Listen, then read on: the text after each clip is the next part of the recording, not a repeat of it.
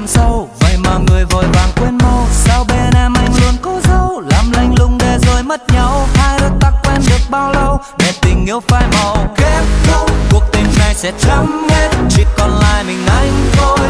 Với bao nhiêu tháng năm cuốn theo dần trôi, có lẽ chẳng còn gì ngoài nước mắt. Yêu nhau chỉ làm thêm đau, cứ chia tay khiến ta bớt đau. Thật quá khó để quên được em sao, cứ thấy nôn nao nhớ đến con cao. Quên đi được em anh vui sao, vẫn nhớ hoài khi con tim anh mệt nhoài. Tháng tháng ngày dài mong em trở lại, nếu muốn ta phải chia ly chẳng biết làm gì. Níu kéo được gì ta nên lỡ nhau thêm những phút, có lẽ sẽ giữ được cho hai ta không chờ đợi. Dứt khoát một lời không ai phải buồn.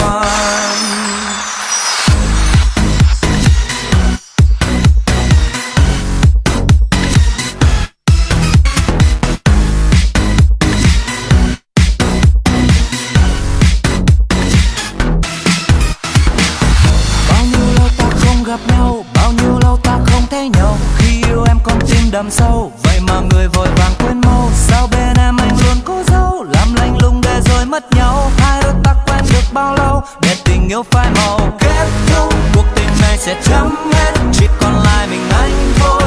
Với bao nhiêu tháng năm cuốn theo dần trôi, có lẽ chẳng còn gì ngoài nước mắt. Yêu nhau chỉ làm thêm đau, cứ chia tay khiến ta bớt đau. Thật quá khó để quên được em sao,